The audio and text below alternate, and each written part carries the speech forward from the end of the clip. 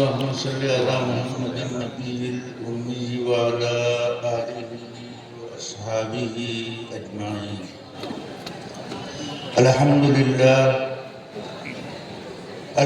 لله رب العالمين، والصلاة والسلام على أشرف الأنبياء والمرسلين وعلى آله وأصحابه أجمعين.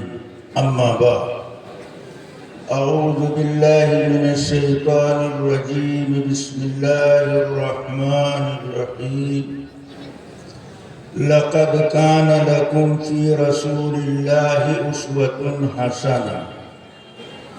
صدر گرامی، واجب الاحترام، علماء کرام، حاضرین جلسہ، پردہ نشین، خواتین اسلام، اللہ تعالیٰ کی مہربانی، اس کا احسان اور کرم ہے آج کا یہ عظیم الشان اجلاس جو اس ادارے کی جانب سے منعقد کیا گیا. آپ مغرب کی نماز کے بعد سے جلسے میں تشریف فرما ہیں اور طلباء کا تعلیمی مظاہرہ، دینی پروگرام سماعت فرما رہے ہیں. اللہ تعالی ہم سب کے یکجا مل بیٹھنے کو قبول فرمائے اور ہم سب کی اصلاح اور فلاح کا ذریعہ فرمائے. میں آپ کی خدمت میں قرآن کی اس آیت کے حوالے سے ایک بات عرض کرنا چاہتا ہوں.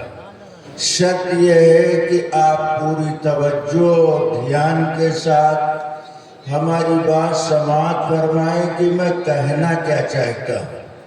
یہ جلسے میں چلت پھرت کا سلسلہ اور کسی دوسرے کام میں مصروفیت کا معاملہ تھوڑی دیر کے لیے بند کر دیا جائے.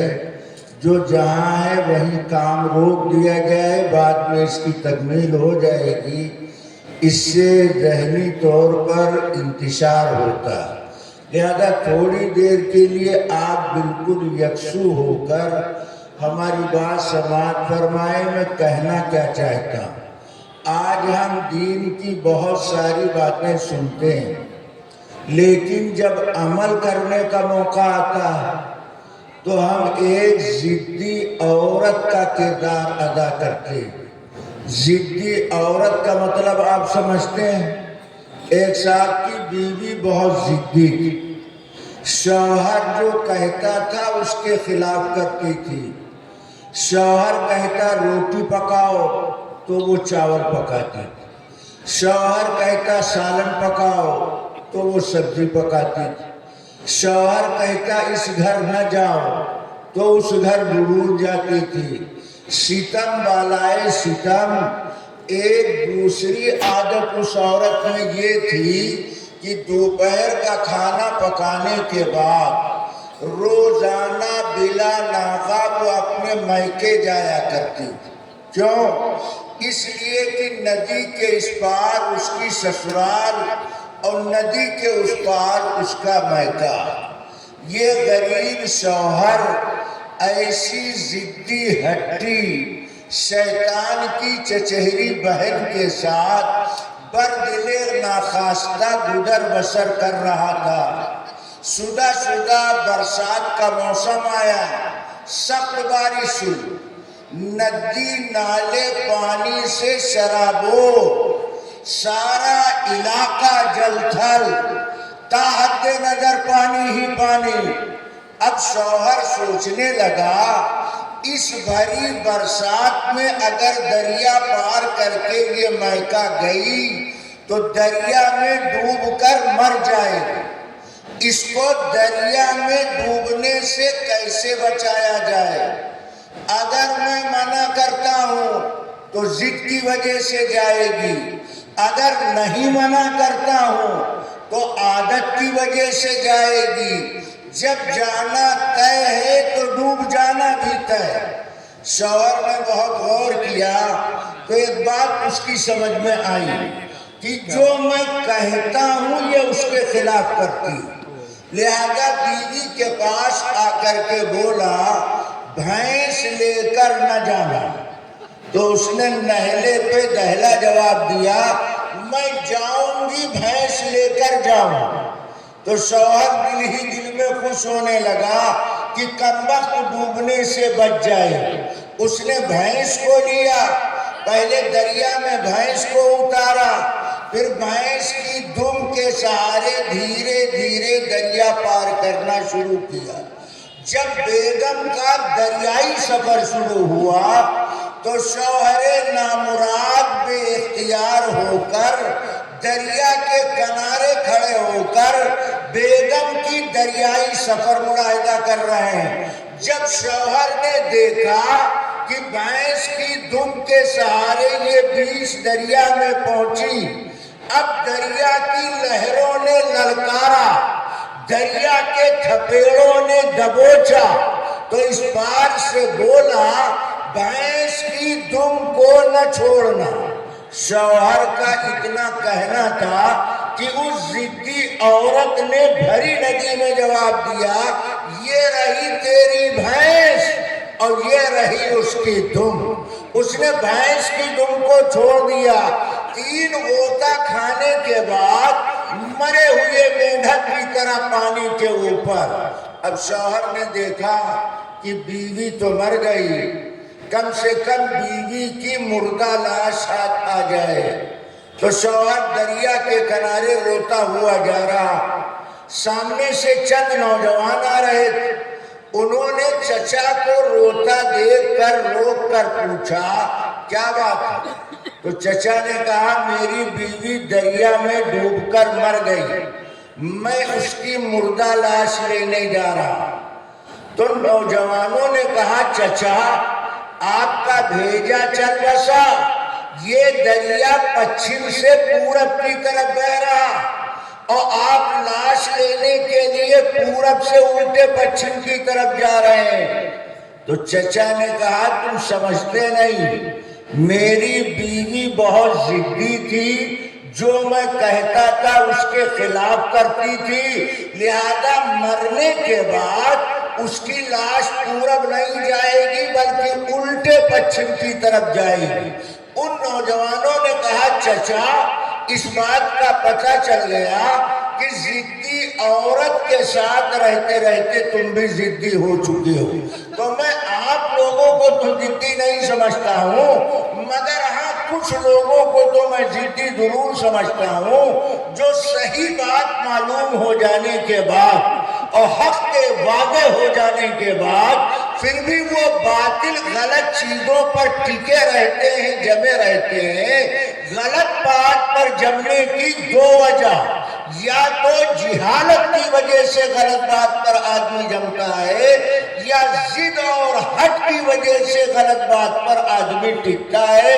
اس لیے اپنے اندر سے جہالت کا ازالہ کرنا چاہیے، ضد اور ہٹ کی عادت کو ختم کرنا چاہیے۔ اب آپ توجہ فرمائیے میں کہنا کیا چاہتا ہوں۔ اللہ تبارک و تعالیٰ نے اس پوری کائنات میں سب سے سینئر مخلوق حضرت انسان کو بنایا، اسی لیے انسان کو اشرف المخلوقات کہا جاتا ہے۔ کائنات کی ہر چیز انسان کے لیے خدمت گزار، انسان مخدوم کی حیثیت رکھتا ہے۔ ایسی اشرف مخلوق کی ہدایت کے لیے اللہ نے اس دنیا میں 2 سلسلہ جاری کیا۔ ایک تو اللہ نے کتاب نازل فرمائی اور دوسرے اللہ نے نبی مبعوث فرمایا۔ اب یہ بات غور کرنے کے قابل ہے کہ کتاب بھی اللہ کی طرف سے اور نبی بھی اللہ کی طرف سے، تو کتاب کے آ جانے کے بعد نبی کی کیا ضرورت ہے، یا نبی کے مبعوث ہو جانے کے بعد اللہ کی کتاب کی کیا ضرورت ہے؟ حالانکہ ہدایت کے لیے اللہ کی کتاب کا بھی ہونا ضروری ہے اور نبی کی ذات کا بھی ہونا ضروری ہے۔ اللہ کی طرف سے کتاب آئی ہے اور اللہ کی طرف سے نبی آیا ہے، اس لیے کتاب کو کتاب اللہ کہا جاتا ہے اور نبی کو نبی اللہ کہا جاتا ہے۔ تو کتاب کے بعد نبی اور نبی کے آنے دونوں باتیں ہدایت کے لیے ضروری کیوں؟ میں اس سوال کا جواب دیتا ہوں، دھیان سے سنو۔ پہلا جواب، اللہ کا ضابطہ، قاعدہ، دستور، اصول یہ کہ اللہ ہمیشہ اپنی کتاب نبی پر نازل کرتا ہے۔ اللہ کی کتاب پہاڑ پر نہیں اترتی، اللہ کی کتاب شجر حجر پر نازل نہیں کی جاتی۔ اللہ ہمیشہ اپنی کتاب نبی پر نازل کرتا۔ اللہ کی کتاب اللہ کا نبی لیتا ہے۔ اب اگر نبی نہیں ہوگا تو بندوں کو اللہ کی کتاب مل نہیں سکتی ہے، اس لیے کتاب الہی کے ساتھ ساتھ نبی کی ضرورت ہے۔ اور دوسرا جواب، اللہ کی کتاب کے بعد نبی کی ضرورت کیوں؟ اس سوال کا دوسرا جواب یہ ہے کہ اللہ کی کتاب کا سمجھنا، دھیان سے سنو، ہم اول پھول بات نہیں کرتے، جو بات کرتے ہیں عقیدے کی، اسلام کی بنیادی بات کرتے ہیں، اور دھیان سے سنو گے تو بڑا نفع ہوگا۔ اللہ کی کتاب کا سمجھنا آسان نہیں، ہر آدمی اللہ کی کتاب کو سمجھ نہیں سکتا۔ آپ کہیں گے اللہ کہتا ہے وَلَقَدْ يَسَّرْنَا الْقُرْآنَ، کہ اللہ نے قرآن کو آسان بنایا۔ تو جب قرآن آسان ہے تو آسان چیز کو ہر آدمی سمجھ سکتا ہے، اور آپ کہتے ہیں قرآن سمجھنا ہر ایک کے بس کی بات نہیں، لہذا آپ کا دعویٰ آیت کے خلاف معلوم ہوتا۔ میں اس کا بھی جواب دیتا ہوں، اس آیت کا یہ مطلب نہیں ہے وَلَقَدْ يَسَّرْنَا الْقُرْآنَ کہ اللہ نے قرآن کو آسان بنایا، آیت کا یہ مطلب نہیں ہے۔ پھر آیت کا مطلب کیا ہے؟ پوری آیت پڑھو، اللہ کہتا ہے وَلَقَدْ يَسَّرْنَا الْقُرْآنَ لِلذِّكْرِ کہ اللہ نے قرآن کو آسان بنایا ذکر کے لیے۔ قرآن آسان ہے ذکر کے لیے۔ اب سوال پیدا ہوتا ہے کہ ذکر کے معنی کیا؟ تو مفسرین نے ذکر کے دو معنی لکھے ہیں۔ ذکر کا ایک معنی ہے یاد کرنا۔ اب آیت کا مطلب کیا نکلے گا کہ قرآن آسان ہے یاد کرنے کے لیے، بچہ یاد کرنا چاہے، بوڑھا یاد کرنا چاہے، مرد یاد کرنا چاہے، عورت یاد کرنا چاہے، ارے بینا تو بینا ہے، نابینا یاد کرنا چاہے، قرآن آسان ہے یاد کرنے کے لیے۔ اگر قرآن آسان نہ ہوتا یاد کرنے کے لیے تو کوئی دنیا میں حافظ قرآن پیدا نہ ہوتا۔ یہ قرآن کا اعزاز ہے، قرآن کی شان ہے کہ اللہ نے قرآن کو یاد کرنے کے لیے آسان بنایا۔ یہ ہے آیت کا مطلب۔ اور ذکر کا ایک دوسرا معنی، ذکر کا دوسرا معنی ہے نصیحت حاصل کرنا۔ اب آیت کا مطلب کیا نکلے گا؟ قرآن میں 6666 آیتیں ہیں، ان آیات میں اللہ تعالیٰ نے کچھ آیتوں میں اپنی قدرت، اپنی عجائبات کا تذکرہ کیا، کچھ آیتوں میں جنت و جہنم کا تعارف کرایا، کچھ آیتوں میں انبیاء کے واقعات بیان کیے، اور کچھ آیتوں میں گزرے ہوئے قوموں کے حالات بیان کیے۔ اور 6000 سے زائد آیتوں میں سے 500 آیات میں اللہ تعالیٰ نے احکام و مسائل بیان کیا۔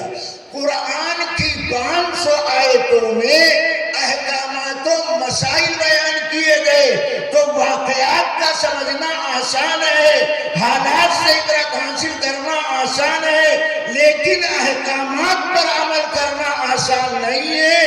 اس لیے قرآن کو سمجھنے کے واسطے نبی کے واسطے کی ضرورت ہے، نبی کے بغیر قرآن کو سمجھا نہیں جا سکتا۔ میں تیسرا جواب دیتا ہوں، قرآن کو سمجھنے کے لیے نبی کے واسطے کی ضرورت ہے۔ اس سوال کا میں تیسرا جواب دیتا ہوں، دھیان دے سنو۔ بعض دفعہ آدمی کو قرآن سمجھنے میں پریشانی، اور بعض دفعہ انسان کو نبی کی ذات کے سمجھنے میں پریشانی، بعض دفعہ قرآن سمجھنے میں پریشانی، اور بعض دفعہ نبی کی ذات کو سمجھنے پہچاننے میں پریشانی۔ ایسے نازک وقت میں قرآن نبی کا تعارف کراتا ہے، اور نبی یہ اللہ کے کلام کا تعارف کراتا ہے۔ علماء کی زبان میں یہ کہا جائے کہ قرآن اور نبی یہ دونوں آپس میں لازم ملزوم ہیں۔ قرآن کو نبی سے الگ نہیں کیا جا سکتا، اور نبی کو قرآن سے الگ نہیں کیا جا سکتا۔ اس لیے ہدایت کے واسطے اللہ کی کتاب سے بھی واسطہ ضروری ہے، اور نبی کی ذات سے بھی رابطہ ضروری ہے۔ اسی اصول کی بنیاد پر اللہ تعالیٰ نے کتاب بھی نازل فرمائی، نبی کو بھی مبعوث فرمایا۔ ارے بات سمجھ میں آ رہی؟ کون کون سمجھ رہا ہے؟ ذرا ہاتھ اٹھاؤ، ہمیں پتہ بھی چلنا چاہیے۔ ماشاءاللہ سب سمجھ رہے ہیں۔ ایسے ایڈوانس سمجھدار تو کبھی کبھی ملتے، ایسے ایڈوانس سمجھدار تو کبھی کبھی ملتے ہیں جو ایک ہی جھٹکے میں بات سمجھ جاتے ہیں۔ تو اللہ کی طرف سے کتاب آئی اور اللہ کی طرف سے نبی آیا۔ میں نے عرض کیا کبھی کبھی کتاب کے سمجھنے میں دشواری، اور کبھی کبھی نبی کی ذات کے سمجھنے میں دشواری۔ اس لیے اللہ کتاب کے ساتھ ساتھ نبی بھیجتا۔ اب غور کیجیے، ہم پیراگراف بدل رہے ہیں۔ نبی کہتے کس کو ہم؟ نبی کی شان کیا ہے؟ نبی کی پہچان کیا ہے؟ نبی ہوتا کیسا؟ قرآن سے جواب مانگو۔ اللہ تعالیٰ نے قرآن میں وعدہ کیا وَمَا أَرْسَلْنَا مِن قَبْلِكَ إِلَّا رِجَالًا نُوحِي إِلَيْهِمْ فَاسْأَلُوا أَهْلَ الذِّكْرِ إِن كُنتُمْ لَا تَعْلَمُونَ۔ جب اللہ کے نبی مکہ میں نبوت کا دعویٰ کرتے ہیں تو ابو جہل اس کے گروہ کے لوگ کہتے ہیں یہ تو ہماری طرح انسان، یہ نبی کیسے ہو سکتے ہیں؟ اللہ کو اگر نبی بنانا تھا تو ان کے علاوہ کسی اور کو نبی بنا دیتا۔ نبی کو دیکھ کر نبی کی ذات کو نہ سمجھنا اور نبی کی شان کو نہ پہچاننا، یہ ابو جہل کی دہلی ہے جس کو قرآن نے کلیئر کیا۔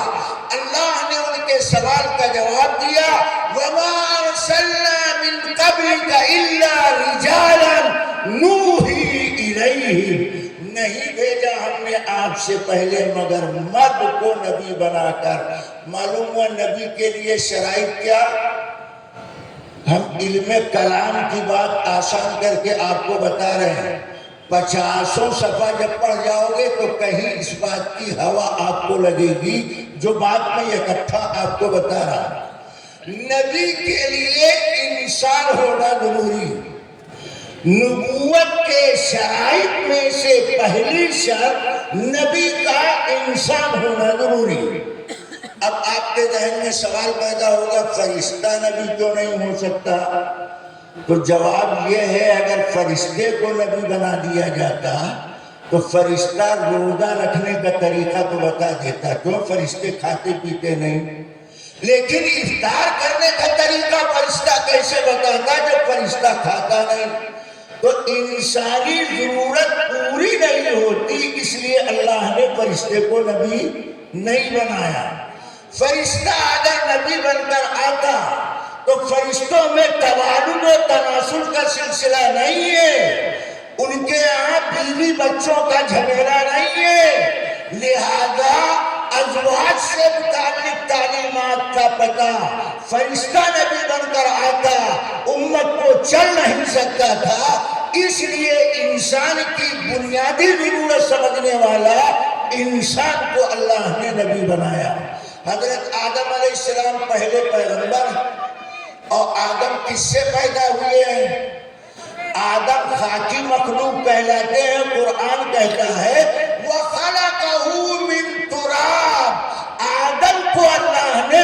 مٹی سے پیدا کیا، آدم کو اللہ نے مٹی سے پیدا کیا، خاکی مخلوق کی اصلاح کے لیے خاکی مخلوق کو اللہ نے نبی بنایا، تو نبی کے لیے پہلی شرط ہے انسان ہونا، دوسری شرط نبی کے لیے مرد ہونا، نبی کے لیے دوسری شرط ہے مرد ہونا۔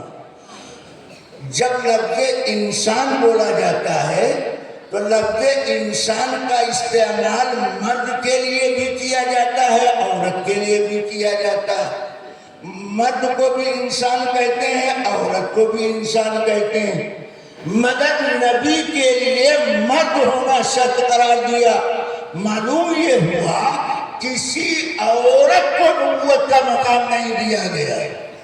اب جاہل قسم کے مولوی جھولا چھاپ جو گھوم العلوم میں داخلہ لیتے ہیں، دارالعلوم میں داخلہ نہیں لیتے، یہ گھوم العلوم میں داخلہ لے کر گھوم پھر کے چلے آتے ہیں، ان کو پتہ تو کچھ چلتا نہیں۔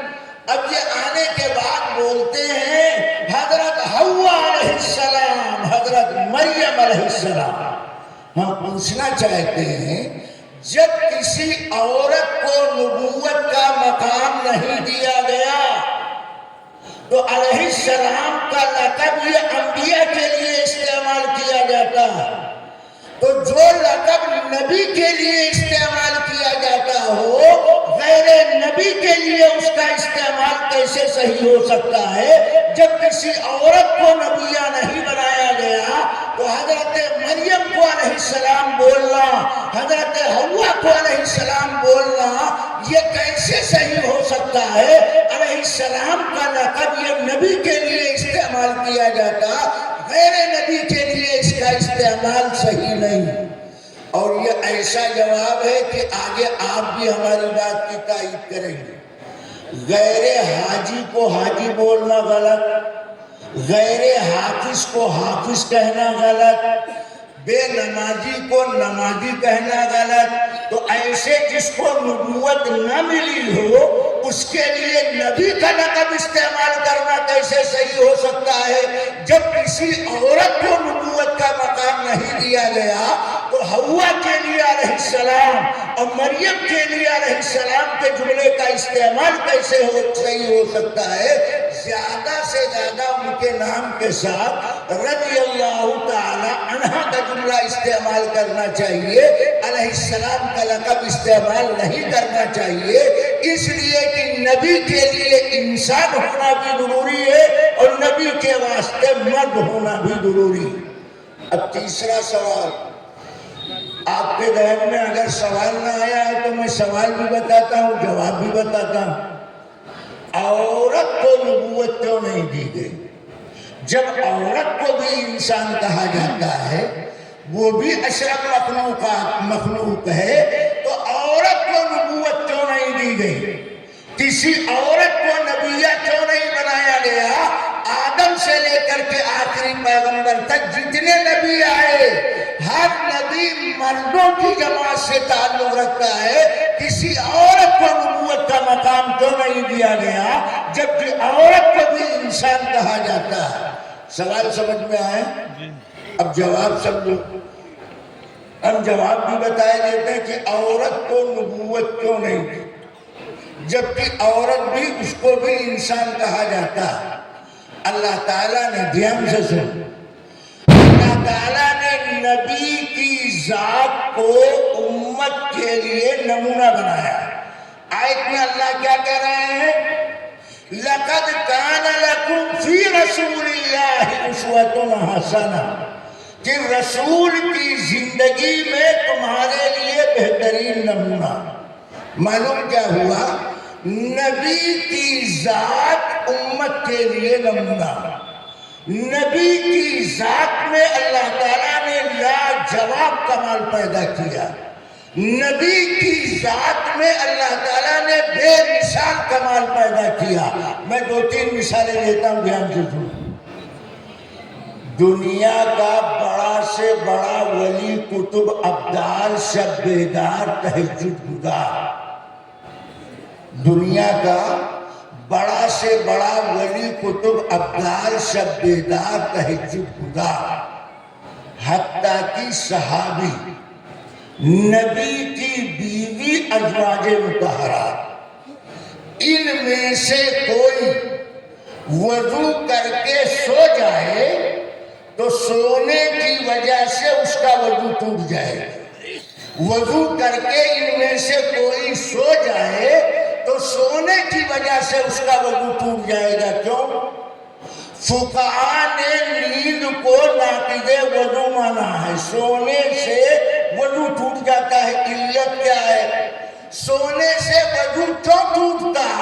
تو فقہاء اس کی علت یہ بتاتے ہیں کہ انسان جب سوتا ہے تو انسان کے جسم کے اعضاء ڈھیلے پڑ جاتے ہیں. انسان جب سوتا ہے انسان کے جسم کے اعضاء ڈھیلے پڑ جاتے ہیں. لہذا اعضائے جسمیہ کے ڈھیلے پڑنے کی وجہ سے وضو کے ٹوٹنے کا احتمال ہے. اس لیے فقہاء نے نیند کو ناقض وضو مانا کہ سونے کی وجہ سے وضو ٹوٹ جائے گا. اس کے برخلاف دھیان سے سنو، نبی کا وضو سونے سے نہیں ٹوٹتا. بہت بڑا دعویٰ کر رہا ہوں اور یہ دعویٰ پورے ہوش و حواس کے ساتھ کر رہا ہوں. نیند نبی کے لیے ناقض وضو نہیں ہے. نبی وضو کر کے سو جائیں، سو کر اٹھنے کے بعد نئی عبادت کے لیے نبی کے واسطے نیا وضو کرنا شرط نہیں. اسی پرانے وضو سے نبی سو کر اٹھنے کے بعد نئی عبادت کر سکتا ہے. اس لیے کہ نیند نبی کے لیے ناقض وضو نہیں. سونے سے نبی کا وضو نہیں ٹوٹتا. اب آپ کے ذہن میں سوال پیدا ہوگا کہ سونے سے ولی کا وضو ٹوٹ جائے، کتب ابدال کا وضو ٹوٹ جائے، صحابی کا وضو سونے سے ٹوٹ جائے، نبی کی بیوی کا وضو سونے سے ٹوٹ جائے، نبی کا وضو سونے سے کیوں نہیں ٹوٹتا؟ نیند نبی کے لیے ناقض وضو کیوں نہیں؟ دنیا کا کوئی انسان وضو کر کے سو جائے، سونے کی وجہ سے اس کا وضو ٹوٹے گا، مگر نبی وضو کر کے سو جائے، سونے کی وجہ سے نبی کا وضو نہیں ٹوٹے گا. وجہ کیا ہے؟ نبی نے وجہ خود بیان کیا. نبی جب سوتا ہے نبی کی آنکھیں سوتی ہیں، نبی کا دل جاگتا رہتا. نبی جب سوتا ہے نبی کی آنکھیں سوتی ہیں، نبی کا دل جاگتا رہتا ہے. اور غیر نبی جب سوتا ہے اس کی آنکھیں بھی سوتی ہیں، اس کا دل بھی سوتا ہے. اس لیے نبی کا وضو سونے سے نہیں ٹوٹتا، غیر نبی کا وضو سو جانے کی وجہ سے ٹوٹ جاتا ہے. یہ کمال اللہ نے تنہا نبی کی ذات میں پیدا فرمایا. اسی لیے اس ذات کو پوری امت کے واسطے بہترین نمونہ بنایا. ایک وجہ. دوسری وجہ، ایسا لاجواب کمال، بے مثال کمال نبی کے علاوہ کسی ذات میں اللہ نے پیدا نہیں کیا. پوری زندگی نبی کے جسد اطہر پر، نبی کے جسم پاک پر. علماء دیوبند نبی کے بارے میں یہ عقیدہ رکھتے ہیں. ہم اخبار کے تراشے نہیں مانتے، رسالیہ اور کتابچے کی بنیاد پر نہ کوئی بات کہتے ہیں نہ کوئی بات لکھتے ہیں. نبی کی ذات میں اللہ تعالیٰ نے لاجواب کمال پیدا کیا، بے مثال کمال پیدا کیا. پوری زندگی نبی کے جسم اطہر پر مکھی نہیں بیٹھی. نبی کے جسم پر پوری زندگی کبھی مکھی نہیں بیٹھی. کیوں نہیں بیٹھی؟ اس لیے کہ مکھی کو خوشبو سے بیر ہے، مکھی کو بدبو سے پیار ہے. اگر آپ کھلے پیالے میں عطر رکھ دیں، پورا ہفتہ کھلے پیالے میں عطر رکھا رہے، ایک مکھی نہیں آئی، اور اگر کھلے پیالے میں سڑی ہوئی دال رکھ دیں تو تھوڑی دیر کے بعد مکھیوں کا گروہ وہ دال کے پیالے کو گھیر لے گا۔ مکھی کو خوشبو سے بیر ہے، بدبو سے پیار۔ نبی کے جسم اطہر سے نکلنے والا پسینہ، نبی کے جسم پاک سے نکلنے والا پسینہ مشک و عنبر سے زیادہ خوشبودار۔ تو جب نبی کے جسم سے نکلنے والا پسینہ مشک و عنبر سے زیادہ خوشبودار ہے تو خوشبودار جسم پر مکھی کے بیٹھنے کا سوال پیدا نہیں ہوتا ہے۔ اس لیے پوری زندگی کبھی بھی نبی کے جسم پاک پر مکھی نہیں بیٹھی۔ یہ کمال اللہ نے نبی کی ذات میں پیدا فرمایا۔ اور تیسرا لاجواب کمال، میں ایسی مثال دوں گا کہ اس کے خلاف آپ مثال نہیں لا پائے۔ ایسا لاجواب کمال جو نبی کے علاوہ غیر نبی میں ممکن نہیں۔ پوری زندگی نبی کو کبھی جمائی نہیں آئی۔ آپ مغرب بعد سے جلسے میں بیٹھے، ابھی تھوڑی دیر کے بعد حضرت صدر محترم مولانا عبدالرشید صاحب دامت برکاتہم کا بیان ہوگا، حضرت دعا کرائیں گے۔ تو مجمع میں آپ غور کر کے دیکھیے گا کچھ لوگ لیٹر باکس کی طرح منہ کھولنا بند کرنا شروع کر دیں گے۔ وہ لیٹر باکس کی طرح منہ کھولنا بند کریں گے، ان کو جمائی آنے لگے۔ نبی کو پوری زندگی کبھی جمائی نہیں آئی، پوری زندگی نبی کو کبھی جمائی نہیں آئی، اور نبی کے علاوہ ہر ایک کو جمائی آتی۔ تو نبی کو جمائی کیوں نہیں آئی؟ اس کا جواب نبی نے خود دیا۔ آپ نے ارشاد فرمایا انما التساؤل من الشیطان، جمائی یہ شیطان کے اثر سے پیدا ہوتی ہے۔ جب جمائی آتی ہے اس انسان میں شیطان کا اثر ہوتا ہے، اور نبی کی ذات پر شیطان کا اثر ہو نہیں سکتا۔ جب شیطان کا اثر ہو نہیں سکتا اور جمائی شیطان کے اثر سے پیدا ہوتی ہے تو نبی کی ذات سے جمائی آنے کا سوال پیدا نہیں ہوتا ہے۔ یہ کمال پیدا کیا اللہ تبارک و تعالیٰ نے حضرت محمد الرسول اللہ صلی اللہ علیہ وسلم کی ذات گرامی۔ اور چوتھا لاجواب کمال، وہ سوال مجھے یاد ہے جہاں ہم نے آپ کو چھوڑا، آپ تو شاید راستہ بھول گئے، مگر ہمیں راستہ بھی یاد ہے اور آپ کو کہاں چھوڑا ہے وہ ٹھکانہ بھی ہمیں یاد ہے۔ ہم آپ کو وہیں لے جا کر کے ملاقات کرانا چاہتے ہیں جہاں چھوڑ کر کے آپ کو آئے، کہ عورت کو نبوت کیوں نہیں دی گئی؟ جب عورت کو بھی انسان کہا جاتا ہے، سارے نبی مردوں میں سے آئے، کسی عورت کو نبوت کا مقام کیوں نہیں دیا گیا؟ اسی سوال کا میں جواب دیتا ہوں۔ انبیاء کی ذات میں اللہ تعالیٰ نے لاجواب کمال پیدا کیا۔ میں نے 3 مثال دیا، چوتھی مثال میں دیتا ہوں۔ کسی نبی کو پوری زندگی کبھی بدخوابی نہیں ہوتی۔ نوجوان رات میں لیٹتا ہے، رات کا بڑا حصہ گزرنے کے بعد وہ الٹے سیدھے خواب دیکھتا ہے، اپنے کو نجس و ناپاک پاتا ہے، کہتا ہے بدخوابی لاحق ہو گئی، احتلام ہو گیا، الٹے سیدھے خواب نظر آ گئے۔ نبی کو کبھی اے بھائی چائے والے، اے چائے والے، اے چائے والے، ہٹ جاؤ، جہاں سے آئے وہیں جا کے چپکے سے بیٹھ جاؤ، ہمیں عجیب لوگ ہیں، بول ہم رہے ہیں پیاس آپ کو لگ رہے، سبحان اللہ سبحان اللہ، روزہ ہم رکھیں افطار آپ کریں گے، سبحان اللہ سبحان اللہ، بیوی ہماری دھونس آپ دے رہے ہیں کہ طلاق ہم نہیں دیں گے، آپ ہوتے کون؟ آپ ہیں کیا؟ آپ کا اس سے کیا رشتہ؟ ایک وقت میں ایک کام کرنا سیکھو، یہ عادت چھوڑو، ہر وقت کھانے پینے کے چکر میں پڑے رہتے ہو۔ اللہ کے بندے ایک وقت میں جو آدمی 2 کام کرتا ہے وہ ایک کام بھی نہیں کر پاتا۔ آپ کھائیں گے بھی سوئیں گے بھی نہیں ہوگا، آپ روئیں گے بھی بھی ہنسیں گے بھی نہیں ہوگا. ایک وقت میں ایک کام کرو, جب دین کی بات سننے کے لیے آؤ تو اپنے آپ کو طالب محتاج بنا کر کے آیا کرو. ہر آدمی کو دین کا طلبگار بن کے آنا چاہیے. یہ کیا بول ہم رہے ہیں کیا صاحب کو لگ رہے سبحان اللہ سبحان. اگر ایسے ہی سمجھدار ملے تو ہم تو بولتے رہیں گے, آپ کھاتے پیتے رہیں گے. ہم یہ دو رنگی چال کے قائل نہیں, ہم دو رنگی چال کے قائل نہیں, ہم ایک رنگ کے قائل ہیں.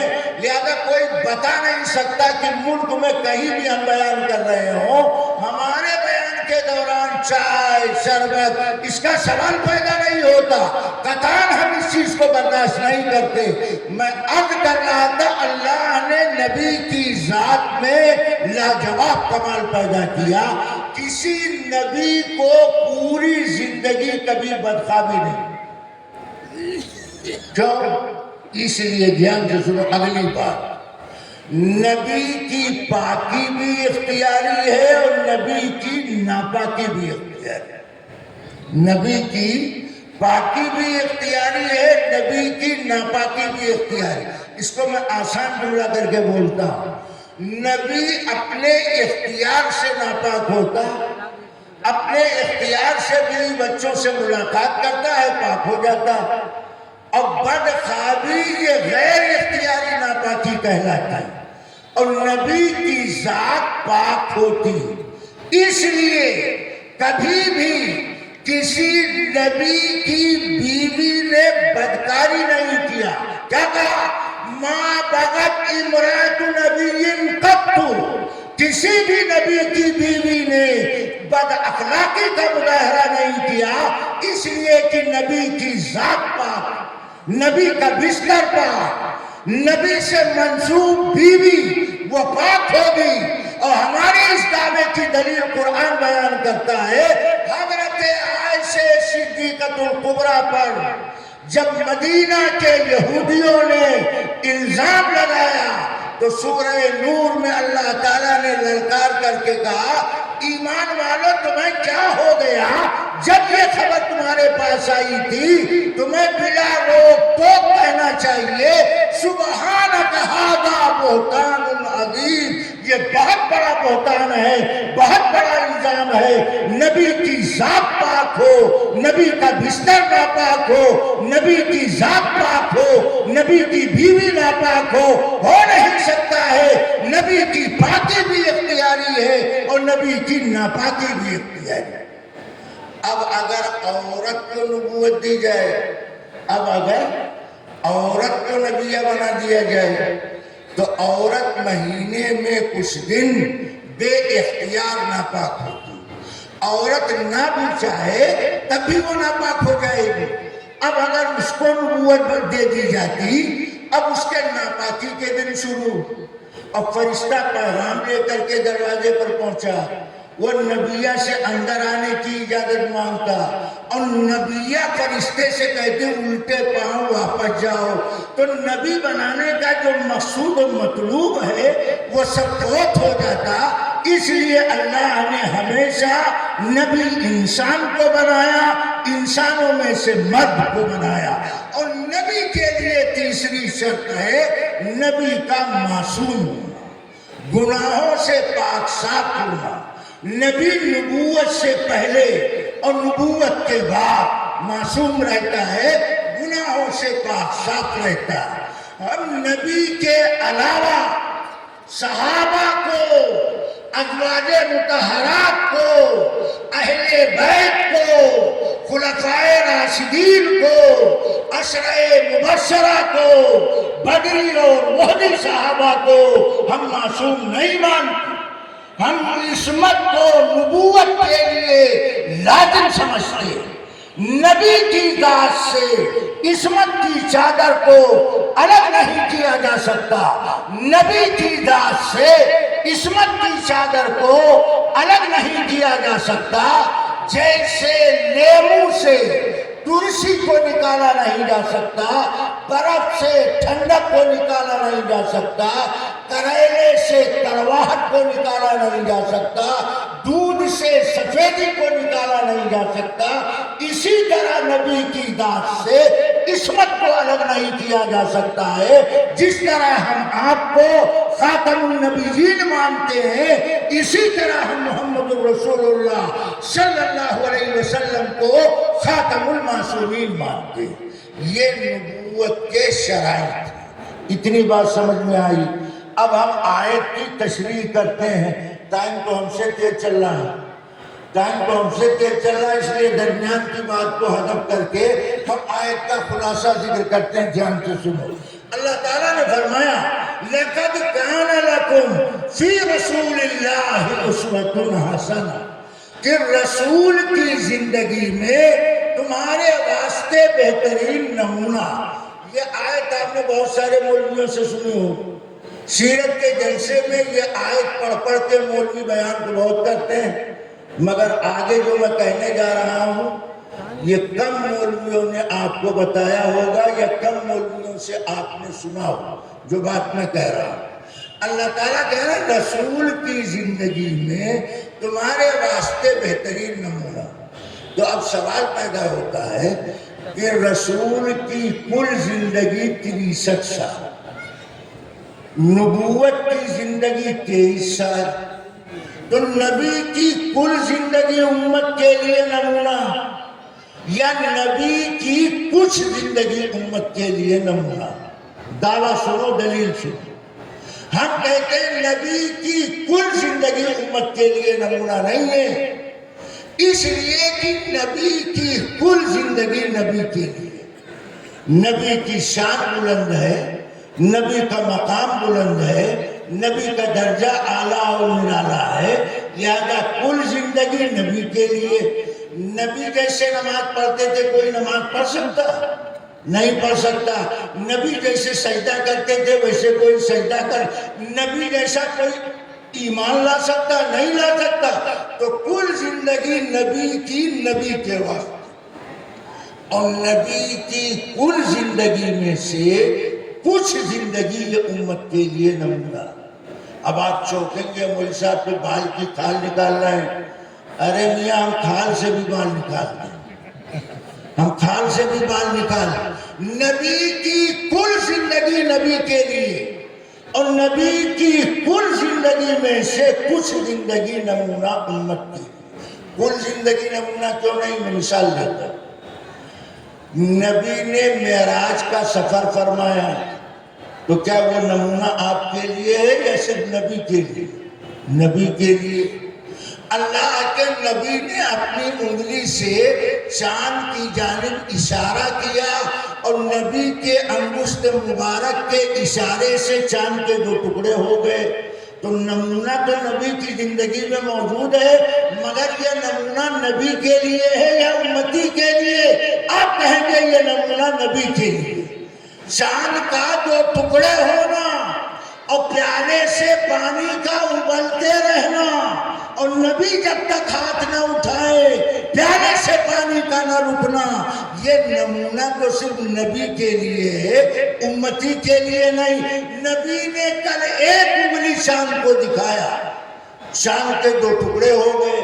اب ساری دنیا کے لوگ 10 انگلی چاند کو دکھائیں، 2 ٹکڑے ہونا دور کی بات، چاند ہلنے کے لیے تیار ہے۔ معلوم کیا ہوا؟ وہ نمونہ نبی کے لیے، اس کو نبی کا معجزہ کہا جاتا ہے، اور معجزہ کے معنی ہے عاجز کر دینے والی چیز۔ عاجز کا مطلب یہ ہے کہ نبی کی ذات پر، نبی کے ہاتھ پر اللہ عادت کے خلاف ایسی چیز ظاہر کرتا ہے کہ ساری دنیا مل کر اس عادت کے خلاف ظاہر ہونے والی چیز کا جواب نہ لا سکے، اس کو معجزہ کہتے ہیں۔ انگلی کے اشارے سے چاند کے 2 ٹکڑے کرنا، اور انگلی کے اشارے سے ڈوبے سورج کو واپس لینا، اور خالی پیالے میں انگلی رکھ دینا، اس کا پانی ابل پڑنا، یہ نبی کا معجزہ کہلاتا ہے۔ اور معجزہ یہ نبی کی ذات سے وابستہ۔ معلوم یہ ہوا یہ نمونہ صرف نبی کے لیے۔ ابھی بات نہیں سمجھ میں، اور کلیئر کیے دیکھیں۔ اس سے زیادہ بھیانک مثال دیتے ہیں. آپ سب منڈی ہلا کے اس کی تائید کرو گے کہ ہاں مولانا صحیح کہہ رہے ہیں. مولانا غلط بات نہیں کرتے, صحیح بات کہتے اور ڈنکے کی چوٹ پر کہتے, کسی سے دب کے کوئی بات نہیں کہتے. نبی کی کل زندگی نبی کے لیے نمونہ. مثال کے طور پر اللہ کے نبی محمد رسول اللہ صلی اللہ علیہ وسلم پر تہجد کی نماز پوری زندگی فرض تھی. آپ پر نافلۃ لک, آپ کے لیے نفل. معلوم ہوا وہ نمونہ نبی کے لیے ہے, آپ کے لیے نہیں. اور مثال, اللہ کے نبی سفر معراج سے جب 50 وقت کی نماز کا تحفہ لائے تو حضرت موسیٰ علیہ السلام کے مشورے سے کمی کی درخواست کیا.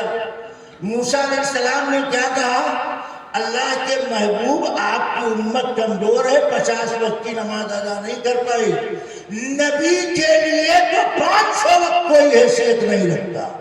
500 وقت کی نماز نبی کے لیے کوئی حیثیت نہیں رکھتی. نبی نے 50 اوقات کی نمازوں میں جو کمی کی درخواست کیا ہے وہ امت کی رعایت میں کیا. معلوم ہوا نبی کے لیے نمونہ اور ہے, امتی کے واسطے نمونہ اور ہے. نبی نے ایک وقت میں 4 سے زائد نکاح کیا. امتی کے لیے ایک وقت میں 4 سے زائد سوال ہی نہیں. قرآن منع کرتا, ایک تو سنبھالی نہیں جاتی. آج کے ماحول میں ایک بیوی تو قابو میں رکھی نہیں جاتی. کتنے لوگ جلسے میں آتے ہیں جو بیوی سے 10 بجے رات تک کی چھٹی لے کر آتے ہیں, اور جہاں 10 بجا اور سوئی کا کانٹا 10 کی عدد پر پہنچا وہ فوراً اٹھک بیٹھک مچانے لگتے ہیں, پہلو بدلنے لگتے ہیں. ایک مرتبہ ایک بادشاہ نے اعلان کیا کہ 2 لائنیں لگائی جائیں. دھیان سے سنو, بادشاہ نے اعلان کیا 2 لائنیں لگائی جائیں. ایک لائن میں وہ مرد کھڑے ہوں جو اپنی بیویوں سے ڈرتے, داہنی طرف کی لائن میں وہ مرد کھڑے ہوں جو اپنی بیویوں سے ڈرتے ہوں, اور بائیں طرف کی لائن میں وہ مرد کھڑے ہوں جس سے ان کی بیویاں ڈرتی ہوں. تو بیگم سے ڈرنے والی لائن جو اسٹارٹ ہوئی وہ رکنے کا نام نہیں لے رہی. جو آ رہا ہے اسی لائن میں کھڑا ہو رہا ہے. کیوں؟ سب بیوی سے ڈر رہے ہیں, اور بیوی شوہر سے ڈرتی ہو, یہ لائن اسٹارٹ ہونے کا نام نہیں لے رہی. بہت دیر کے بعد دوسری لائن میں ایک نوجوان آ کر کھڑا ہوا. تو بادشاہ نے نوجوان کو گھور کر کے دیکھا کہ چلو کم سے کم مجمع میں ایک کفارہ بنا. ایک ایسا مرد نظر آیا جس سے اس کی بیوی ڈرتی, باقی تو بیوی سے ڈرنے والی لائن یہ رکنے کا نام نہیں لے رہی. تو اس نوجوان سے بادشاہ نے پوچھا تم سے تمہاری بیوی ڈرتی ہے؟ تو نوجوان بولا بادشاہ سلامت, یہ تو میں جانتا نہیں, میری بیوی نے میرا ہاتھ پکڑا اور لا کر کے مجھے یہاں کھڑا کر دیا, آگے میں کچھ نہیں جانتا. تو بادشاہ نے کہا یہ تو سب سے بڑا ڈرپوک معلوم, یہ تو سب سے بڑا ڈرپوک. مگر نبی ایک وقت میں 4 سے زائد نکاح کر رہے ہیں. معلوم کیا ہوا؟ وہ نمونہ نبی کے لیے ہے, امتی کے لیے نہیں. اللہ فرماتا ہے لَقَدْ كَانَ لَكُمْ فِي رَسُولِ اللَّهِ أُسْوَةٌ حَسَنَةٌ, رسول کی زندگی میں تمہارے واسطے بہترین نمونہ. ایک لفظ میں نے بار بار استعمال کیا. حضرت مولانا کیونکہ تشریف لے آئے اس لیے ان کا آنا, ان کا تشریف رکھنا یہ بہت بڑی سعادت کی بات ہے. میں اپنی درمیان کی ساری بات حذف کر کے آخری بات کہتا ہوں. میں نے کہا نبی کی زندگی میں امتیوں کے لیے بہترین نمونہ. نمونہ کس کو کہتے ہیں؟ نمونہ آئیڈیا, سانچہ, فرما, ڈھانچہ. عمل کو نبی کے نمونے عمل سے گھٹانا بھی جرم ہے, بڑھانا بھی جرم. نبی نے جس عمل کا جو طریقہ بتایا اس طریقے کو گھٹانا بھی جرم, اس طریقے کو بڑھانا بھی جرم.